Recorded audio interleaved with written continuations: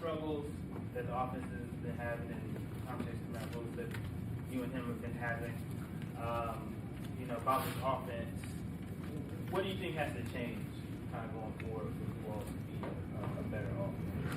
Well, I mean, obviously we gotta get the ball in the end zone. We gotta score points, but I think the most important thing is we gotta get in a rhythm in a drive. I think in order for us to be able to be the offense that we want to have, we have to stay on the field.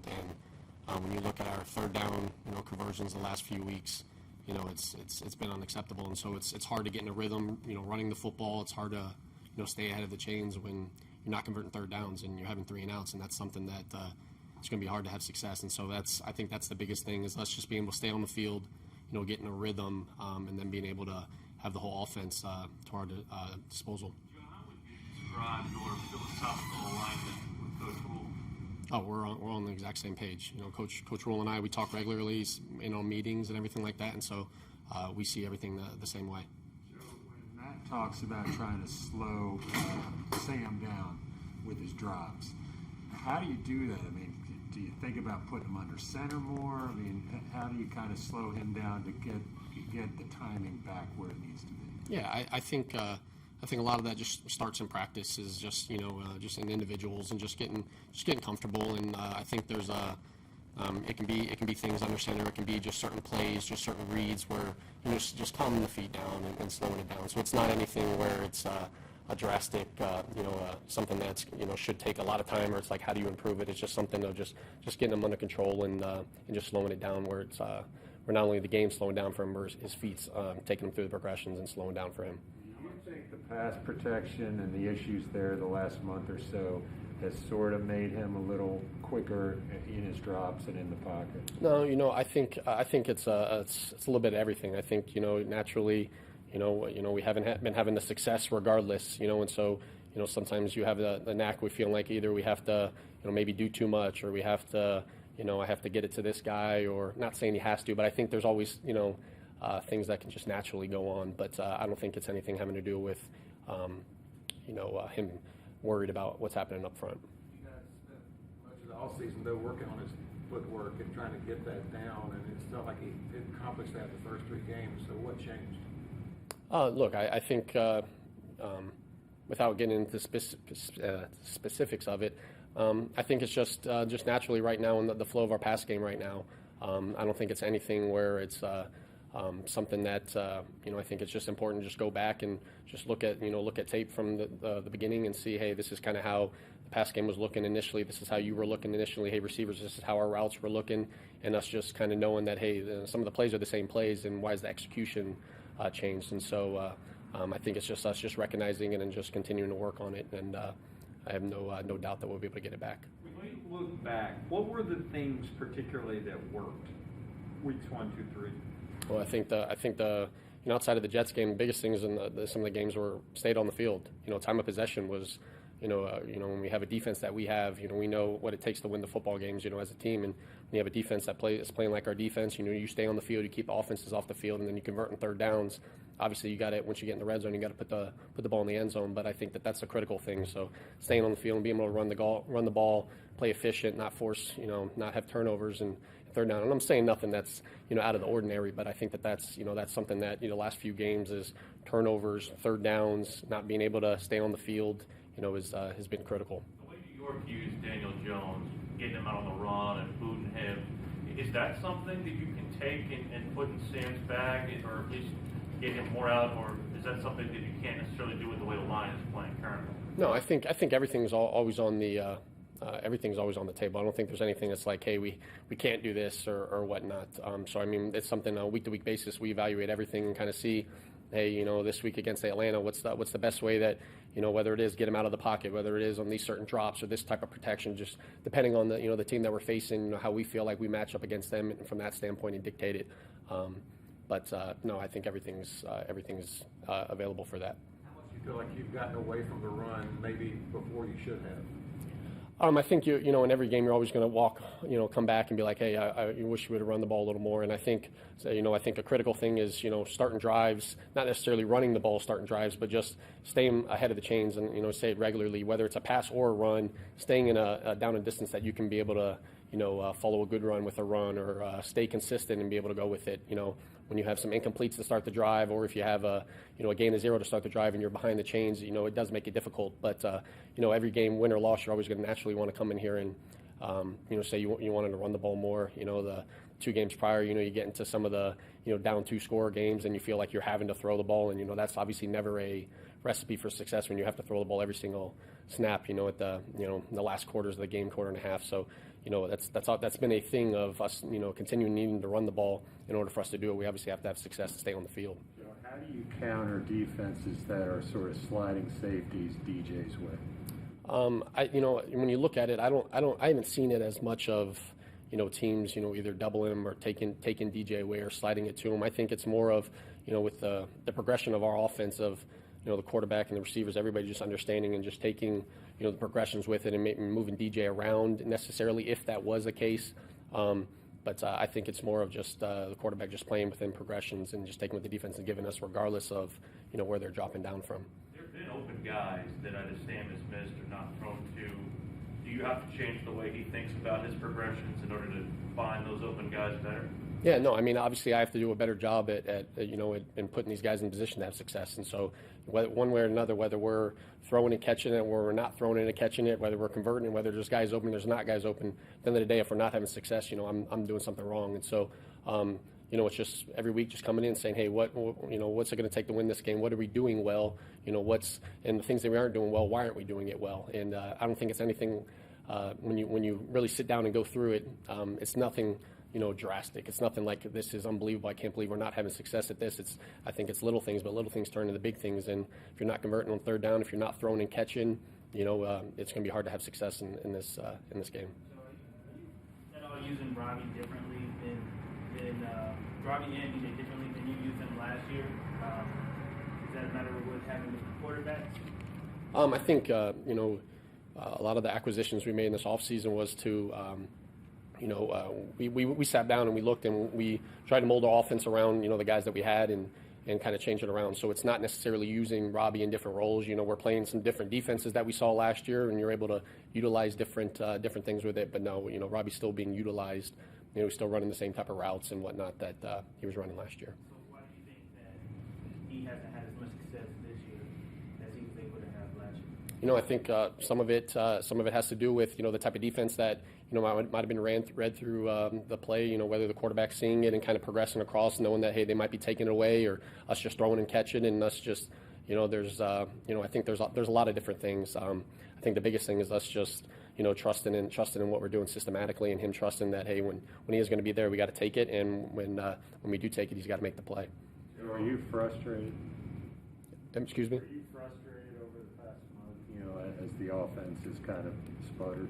Yeah, I think you're a competitor, so no matter what, you come out of games, you want to win the football game, and you're the natural competitor. Even when you win a football game, you come in and you're always going to find things that you could have done better and you should have done better. And so, if you really trust in the process that you should approach it every single week the exact same. So when you're not having success, it's obviously frustrating, but you can't let 1 week roll into the next week, roll into the next week. You have to come in on Monday, figure out what it's going to take this week and kind of approach from that. So. Frustration, and when you lose, you're frustrated. But you can't let the past week's frustration, mold into the next one. Yep. First, nice to meet you. My name's Ellis. I'm the Joe's new Panthers reporter. Nice to meet you, brother. You really like to focus on matchups and exploit them when you can. When your guys aren't winning those one-on-one matchups as a coach and a play caller, what can you do to offset that and make it easier on your guys?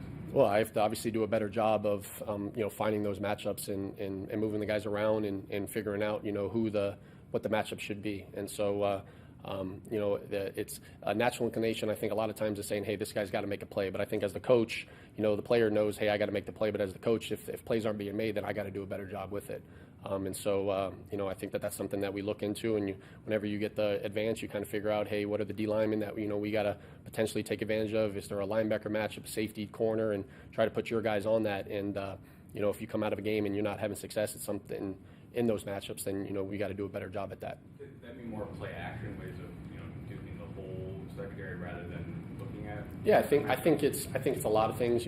Sometimes it could be just hey we didn't get the matchup that we thought we were going to, or hey, we did, and it didn't work out, or it's just a matter of hey, are the plays, where we're trying to attack the sides of the places in the field. So it's not necessarily always just a this man on this man matchups. It might be more attacking zones in the field and locations. And so obviously when the way that our offense has been the last few weeks, we have to all stay in this together, but we have to do a better job of executing and when we get the matchups, take advantage of them. I know last thing, as you look at Atlanta's defense, what is it you expect about a DMP's defense and what the challenges they present? Well, I mean, just being in this, well, he's obviously, almost 50 years in this profession. I mean, he's one of the best. But then when you just being in this division, a guy like Grady Jarrett, I mean, he as dynamic as it gets up front.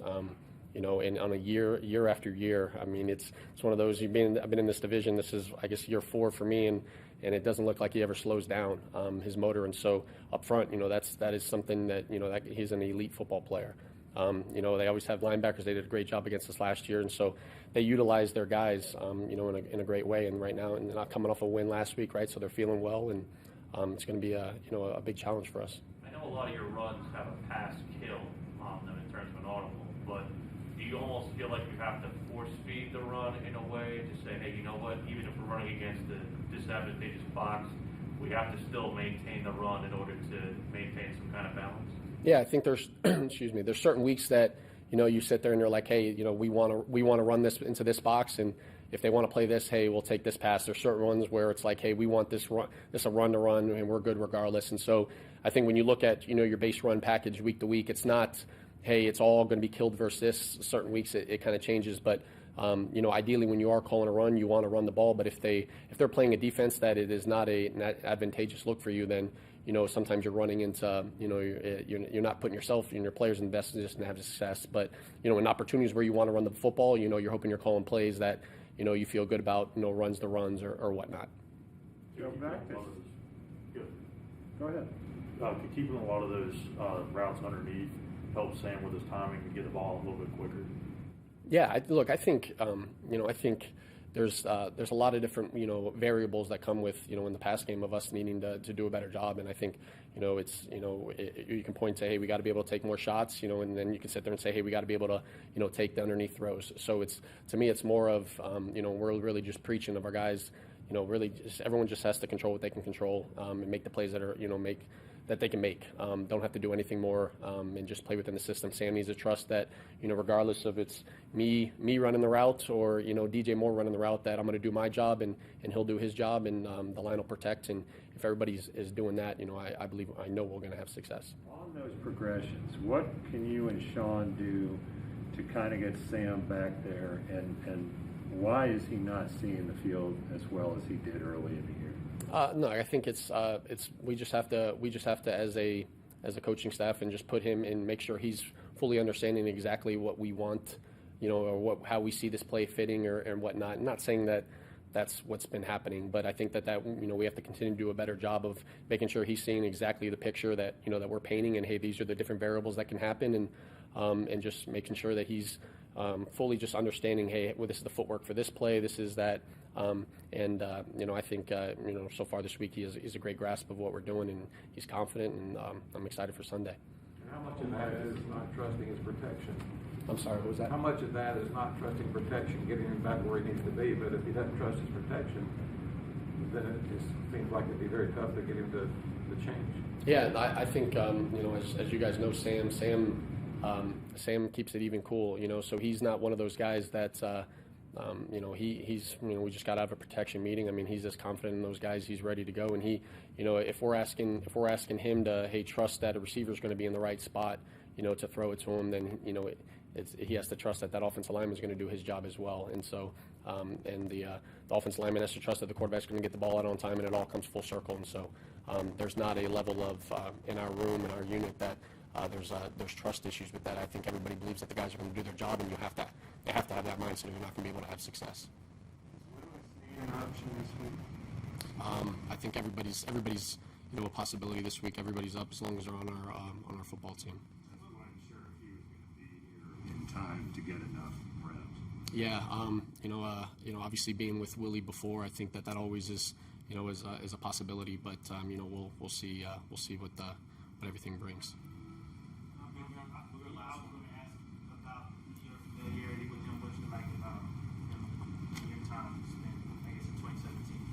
Yeah, so I mean, obviously it's been a few years since we've had him, and obviously it's been a few years since you guys have had him, been around him too. But Willie's obviously he's extremely tough football player, has a veteran presence to him, has strong hands, is a great route runner. So I think he'll bring we would just bring another body to that room that not a body, but a guy that I feel like is going to help us win football games. And so I'm excited to have his mentality and his just around us.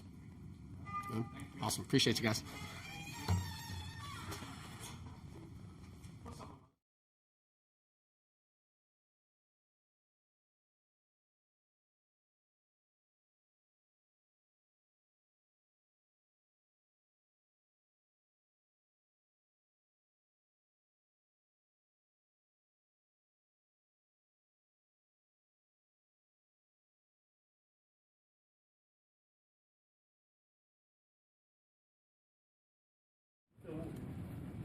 Based on last week's game, what did you like? What did you didn't like? What didn't you like? Well, for until about 4 minutes to go in the third quarter, we'd played pretty good. They, 1 for 9 on third down and had 5 points, right? So we played, and then the last, we were 0 for 5 on third down the rest of the game. So, we got to play better at the end of games. We're just in the fourth quarter. So that's been a priority. It has been the last 3 weeks. We just have not taken care of it yet. So we're still working on that, and hopefully we can get something done this week. The Giants were 5 for 5. Yeah, they were 5 for 5 on third down. So, and that's why we weren't successful late in the game, and that's been our case. We've been really good on third down for much of the game, and then at the end we're not. So, we've got to figure that out. Matt said yesterday that he was impressed with Kenny Robinson when he got his opportunity. What have you seen from him over the last few weeks developing more than just a special team? Well, Kenny's always had really good ball skills. He's really got a knack for the football, and he's physical. He just hasn't had an opportunity to play, and so we gave him that this past week, and he took advantage of that. I think he had 13 snaps and had some real nice tackles, and so his role will increase as we go, I think. Bill, what are the things in particular that you guys have missed the most about Shaq over the last 3 weeks? Well, like I was talking, some of our staffs were talking to the Giant coaches, and they thought Shaq was really playing well. He was physical, and he was really a presence inside. So, and that's from, the opponent. So, Shaq's, he knows the system now. He's 237 pounds. He's much bigger than he was a year ago. He's playing that way. He's still playing fast. And so, and then his leadership, he calls the defense and those type things. So, and then, you miss Shaq in matchups, and especially on third down. So there's a lot of, things that Shaq does on the football field for us that you don't replace. So it'll be good to have him back. Particular moments where that communication issue, because he's normally the guy calling plays, are there particular moments you've seen during these last 3 where it's like Shaq would have cleaned that up? Or Well, not so much on the headset, but on the field every now and then there's a situation.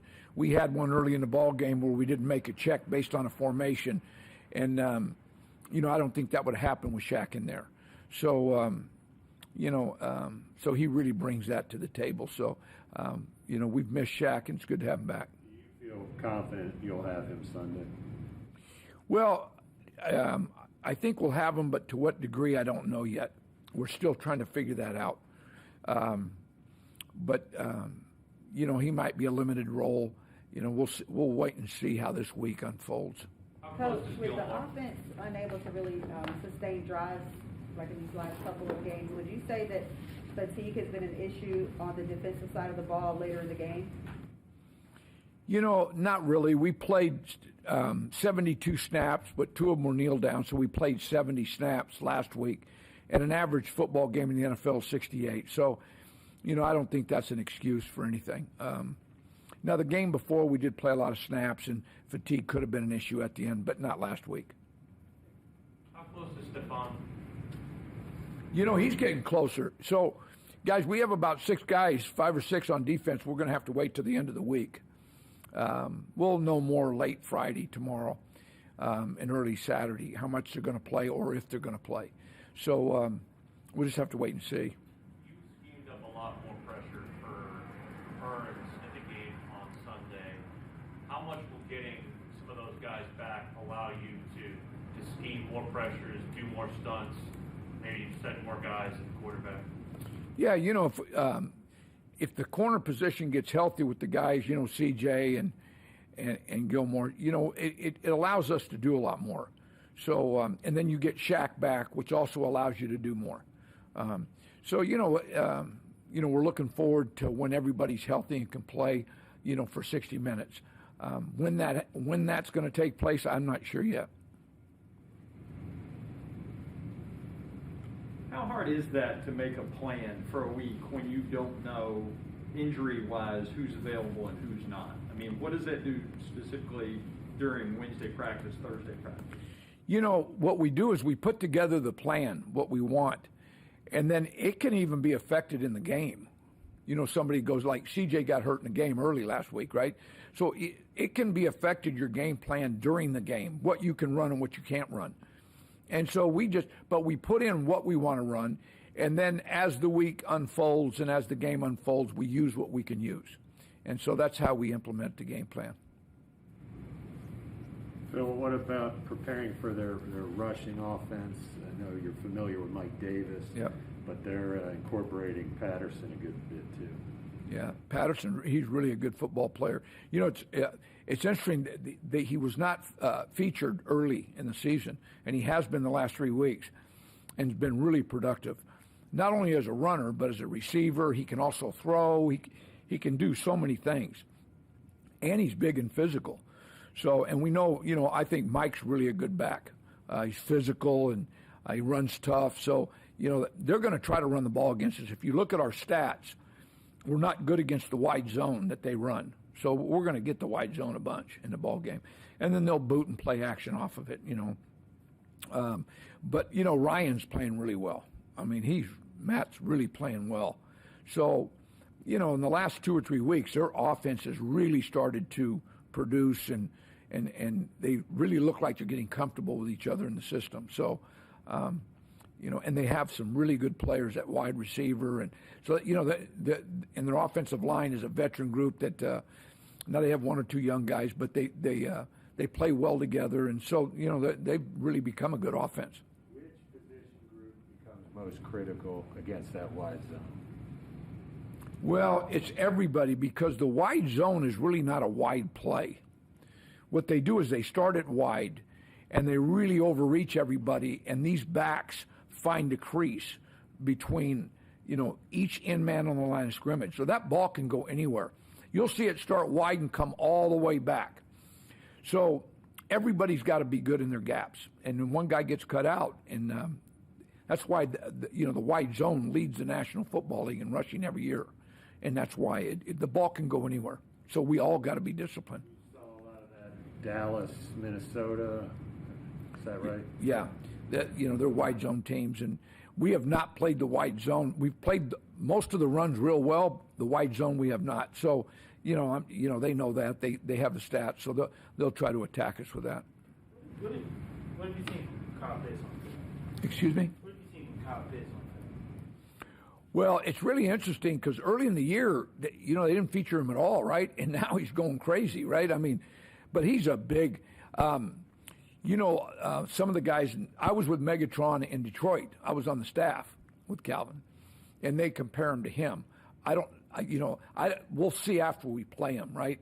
But he is big, and he's got really good movement, great ball skills, not good, great ball skills, unbelievable. If the ball's anywhere around him, he comes down with it, whether it be with 2 or 1 hand. So I think the biggest thing with him is his catch radius.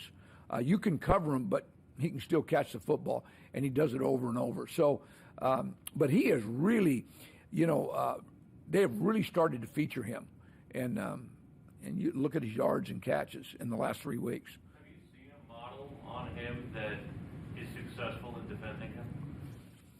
Well, it depends on where he lines up, because he lines up everywhere, and he has different.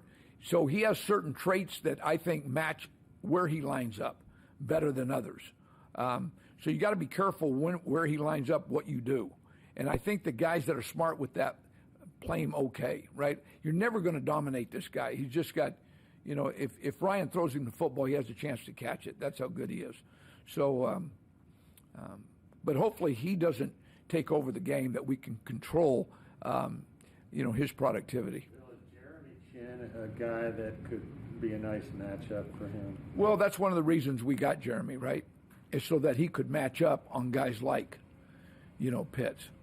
And so, that's why we got Jeremy. So, we'll use him in that way and see how it goes. Does it take him out of, like when you ask him to follow a guy, does that take him out of certain other things you'd want him to do, such as rush the passer, or play center field, et cetera?